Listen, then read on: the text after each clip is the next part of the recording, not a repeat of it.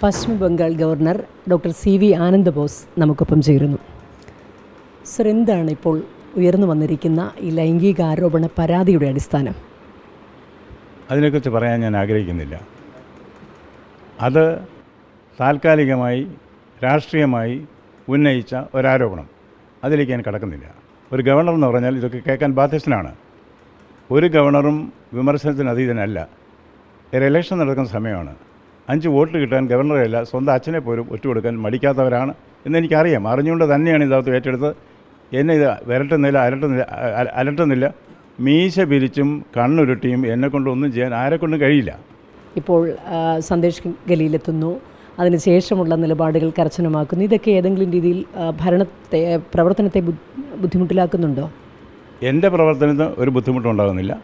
പക്ഷേ എൻ്റെ പ്രവർത്തനം മറ്റുള്ളവരുടെ പ്രവർത്തനത്തിന് ബുദ്ധിമുട്ടുണ്ടാകുന്നുണ്ട്. കാരണം അഴിമതിക്കെതിരെ, അക്രമത്തിനെതിരെ ശക്തമായ നിലപാട് എടുക്കുക എന്നത് ഒരു ഗവർണർ എന്ന നിലയ്ക്ക് എൻ്റെ കടമയാണ്. അത് ഞാൻ ചെയ്യുക തന്നെ ചെയ്യും. അത് പലർക്കും ബുദ്ധിമുട്ട് ഉണ്ടാകുന്നുണ്ട്. അതുപോലെ തന്നെ പ്രധാനമന്ത്രി ഏറ്റവും കൂടുതൽ സന്ദർശിച്ച സ്ഥലങ്ങളിലൊന്നും ഈ തിരഞ്ഞെടുപ്പ് കാലത്ത് ഇത്രയും BJP അവിടെ പ്രാധാന്യം കൽപ്പിക്കുമ്പോൾ അതിലൊരു ആശങ്ക തൃണമൂൽ കോൺഗ്രസിനുണ്ട് എന്ന് കരുതുന്നുണ്ടോ? തീർച്ചയായിട്ടും ഉണ്ടല്ലോ.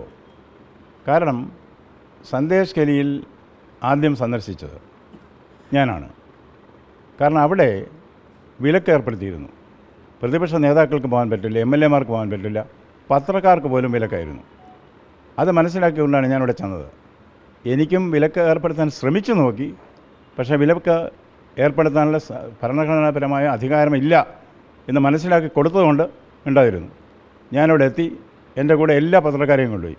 പത്രക്കാരെ തടഞ്ഞു. ഞാൻ പോലീസിനോട് പറഞ്ഞു, എന്തുകൊണ്ട് പത്രക്കാരെ തടഞ്ഞു?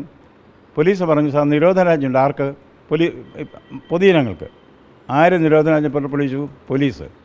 ഞാൻ പറഞ്ഞു, ഐ ആം ദ ഗവർണർ, നിങ്ങളുടെ നിരോധനാജ്ഞ ഞാൻ ക്യാൻസൽ ചെയ്യുന്നു, പത്രക്കാരൻ്റെ കൂടെ വരും. അങ്ങനെയാണ് ആദ്യമായിട്ട് പത്രക്കാരുടെ പോയത്. ചെന്നപ്പോൾ കണ്ടത് ഗുണ്ടാരാജാണ്. മാസങ്ങളായി വർഷങ്ങളായി ഗുണ്ടാരാജാണ്. ഗുണ്ട തീരുമാനിക്കും ജനങ്ങൾ എങ്ങനെ ജീവിക്കണം എന്നുള്ളത്. സാധാരണ ഒരു കുടുംബത്തിലേക്ക് രാത്രി 8 മണിയാകുമ്പോൾ ഗുണ്ട ചെല്ലും. എന്നിട്ട് അവിടെ പെൺകുട്ടിയെ പാർട്ടി ഓഫീസിൽ കൊണ്ട് ആക്കണം രാത്രി 10 മണിക്ക് എന്ന് ഓർഡർ കൊടുക്കും.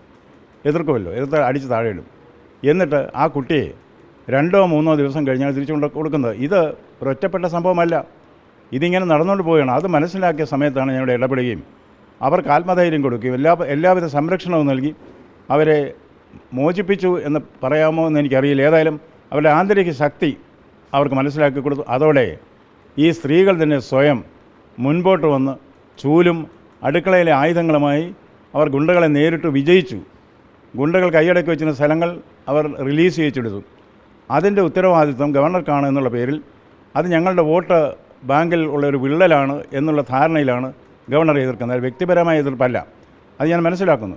ഏതൊരു രാഷ്ട്രീയ പാർട്ടിയും തിരഞ്ഞെടുപ്പ് വരുന്ന വേളയിൽ ഏത് തന്ത്രം ഉപയോഗിച്ചും വോട്ട് നേടാൻ ശ്രമിക്കും. അങ്ങനെ വോട്ട് നേടൽ തന്ത്രത്തിൻ്റെ ഭാഗമായിട്ടാണ് എനിക്കെതിരായിട്ട് ആരോപണം എന്ന് ഞാൻ കരുതുന്നു. ഇനി ആണെങ്കിലും അല്ലെങ്കിലും ഞാനതിന് യാതൊരു വിലയും കൊടുക്കുന്നില്ല. ഞാൻ ബംഗാളിലേക്ക് പോയത് പൂമത്തയിൽ കിടക്കാനല്ല. എനിക്ക് നന്നായി അറിയാം, മുള്ളുമുരുടെ മൂർക്കൻ പാമ്പ് എന്ന് പറയുന്ന സ്ഥലമാണത്. അവിടെ പോകാനും മലകയറ്റം നടത്താനും അതിൻ്റെ കൊടുമുടിയിലെത്താനും ഉറച്ചുകൊണ്ട് തന്നെയാണ് ഞാൻ പോകുന്നത്. ഭരണഘടനയ്ക്ക് അനുസൃതമായി, നിയമവ്യവസ്ഥയ്ക്ക് അനുസൃതമായി, ആരെയും ഭയപ്പെടാതെ കേരളം എനിക്ക് തന്ന തൻ്റെ ഇടവും ആത്മവിശ്വാസവും മുതലാക്കിക്കൊണ്ട് അവിടെ പയറ്റുക തന്നെ ചെയ്യും, വിജയിക്കുക തന്നെ ചെയ്യും. പ്രധാനമന്ത്രിയുടെ ഭാഗത്തു നിന്ന് പൂർണ്ണ പിന്തുണ എല്ലാ കാര്യങ്ങളിലും ലഭിക്കുന്നുണ്ടോ? ഉണ്ട് എന്ന് നന്ദിപൂർവ്വം ഞാൻ അറിയിക്കുകയാണ്. അഴിമതി ആരോപണത്തിൻ്റെ പേരിൽ 2 മന്ത്രിമാരെ ഞാൻ ജയിലിലടച്ചു. അതിൻ്റെ ചുരുക്കവർക്ക് എന്നോടുണ്ട്. അതിന് 3ാമതൊരു മന്ത്രിയാണ് എനിക്കെതിരായിട്ട് ആരോപണം ഇപ്പോൾ ഉന്നയിച്ചു. അദ്ദേഹം അധികം താമസിയാതെ ജയിലിൽ പോകാൻ പോകുന്നു. അത് അദ്ദേഹത്തിന് അറിയാം. അതുകൊണ്ടാണ് വിരട്ടൽ തന്ത്രം പ്രയോഗിച്ചുകൊണ്ട് ഇതൊന്നും വിജയിക്കാൻ പോകുന്നില്ല. സത്യം സത്യമായി നടക്കും, ധർമ്മം ജയിക്കും എന്ന കാര്യത്തിൽ സംശയമില്ല. ആരുടെയും തൃപ്തിയോ അതൃപ്തിയോ നോക്കാതെ ധർമ്മത്തിൻ്റെ പാതയിലൂടെ പോവുക എന്നുള്ളതാണ് എൻ്റെ ശൈലി. കർമ്മണ്യേവാധികാരസ്തേ മാ ഫലേഷു കഥാചന.